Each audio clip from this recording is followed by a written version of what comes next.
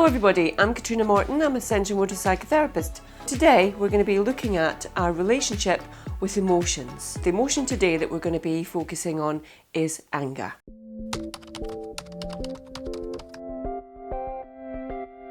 Growing up, if we have been subjected to a lot of anger, high levels of anger, sustained anger, sudden outbursts of anger, if we've had to live with that, then we have a very, very negative view of anger. And we'll also probably have a flight response or a freeze response to anger. That will determine the perception we have of anger and the relationship we have with anger. If when we're growing up we've been told off for being angry, if it's been something that's been punished, then we learn it's not an acceptable emotion to have. There can be such a number of reasons why we have issues with anger, why we fear it, we avoid it. A lot of people are scared that if they connect with anger, it's going to consume them. They worry that it's going to be a very destructive force. They can't connect with it because it will rip everything apart and hurt people and damage things. And that might be because that was our experience of being around anger and angry people. And it makes it very difficult for a lot of people to even connect with it, to feel it, to have it. But the essence of anger itself, it's just one of our emotions. And when we're working with anger, when I'm helping somebody work with anger, the first thing we're doing is validating the right to be angry. Some things do make us angry. And secondly, learning to just tolerate it, to be able to feel it, to be able to sense into it, to know what effect and impact it has on our body. How do we know we're angry? How do we sense the anger? Anger is one of the emotions that actually, it's got a lot of energy to it. If you're feeling stuck or you're feeling really kind of put upon or somebody's pressing on your boundaries, you're not being heard, anger can be the one emotion that goes, it rises up and it shifts us out of that kind of stuck place and says, no, that's a really positive way of using our anger.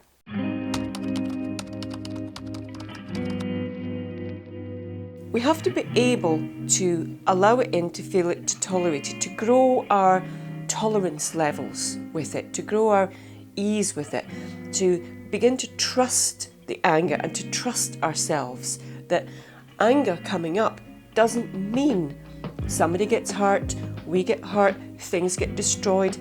It can just be an emotion that we hold. We decide what we do with it. We decide how we're going to use this.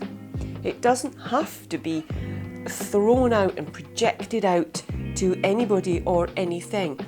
It can just be felt and heard. It's very powerful. A lot of people will report things just made me so angry.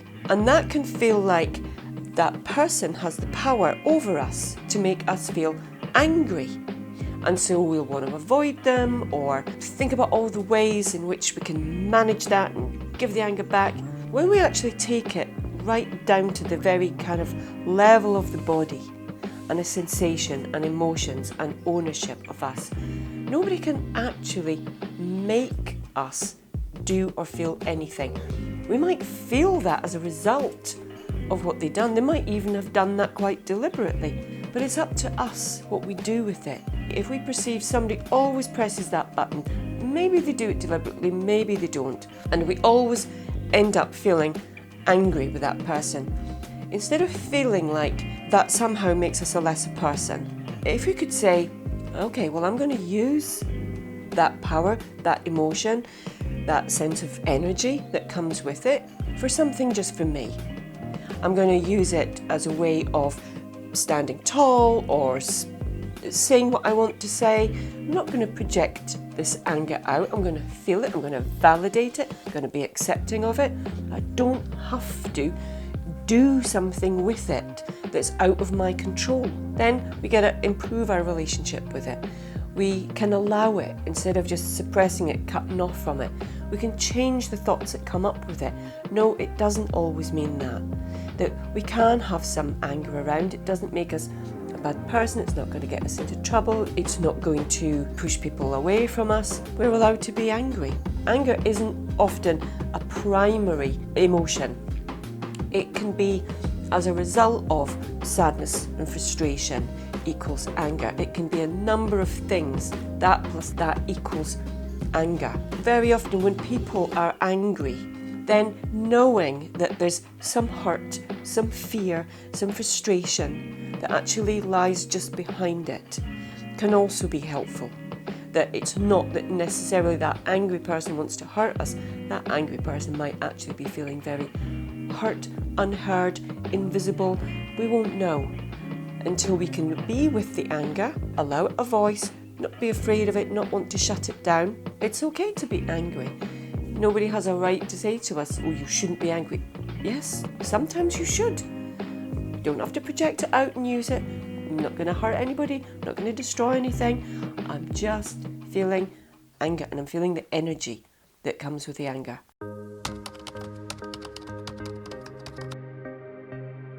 The other thing about anger is when we've experienced people being very, very aggressive or violent with anger, then it can make us very fearful of it. When we sense into it, when it comes up, we can be very scared of what this can do. And it can be a very destructive energy, emotion. That fear will take us away from working with it, from noticing it, from having it. There's a split there between the head and the body. The head says, this can be a terrible thing, and we can actually feel genuine fear of the anger. We have to be able to allow it, feel it, keep it within our window, know that we can keep regulated when we're angry to build a better relationship with it so we don't fear it. The other thing about anger is it can be quite an explosive, unpredictable emotion.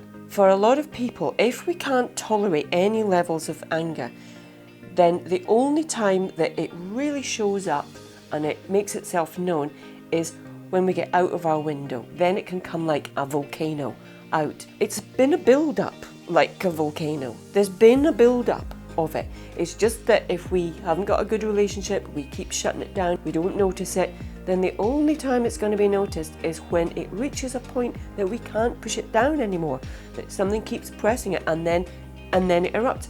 Then we're out of control. If we can be more mindful, tolerate, be aware, observe, keep regulated with these lower levels, then we're much less likely to get that explosion of anger that comes out. It's not going to take us by surprise. It doesn't just come from nowhere.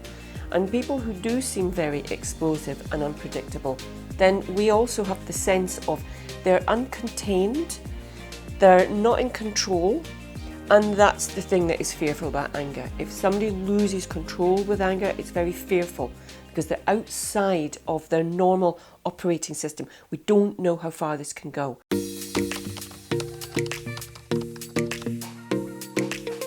I'm very aware that there's a lot of modalities of therapy that actually will allow anger and will encourage people to punch a punch bag, punch a cushion, get it out. That's a very cathartic response to it. For some people that's really helpful, and if that's helpful, brilliant, use it that way. For some boxing clubs and martial arts clubs, they teach people how to manage and harness the anger to use it in a particular way. That for some people is brilliant and really, really helpful. If that works for you, fantastic. The only downside of that is if we've always seen people in uncontrollable states when they're angry, and then we do the same when we're angry, we're not actually learning. We might be learning how to get it out into something, a cushion, a punch bag that we can't do any damage to. That's good, so long as we're aware of what it is we're doing and why. The other side of that is we have to learn that we can have levels of anger and not have to always go and punch something, to take all this energy and this anger and put it into something. That actually We can have it and we can hold it and we can tolerate it and nothing terrible happens. We can be angry and not out of containment. So that's another really important part of our relationship with it. Yes, by all means, punch it out into a cushion. See how that feels. But every time we feel anger, sit with it sometimes. Hold it, tolerate it. Then we can learn how to regulate it in ways that are really manageable. Anger management courses will often tell us to count to 10. That's fine if you can. But if you're out of your window and if you've gone offline, then that won't do anything. You might not even be able to count or remember to count. Sometimes it's a bit too late by then. We're much better being able to manage it and tolerate it, holding it, having it, being aware of it, and just getting a better relationship with it. I hope that's really helpful and useful and makes sense. Please send us any comments, any questions. If you like this video, give us a thumbs up, subscribe below, and I look forward to seeing you again soon. Bye!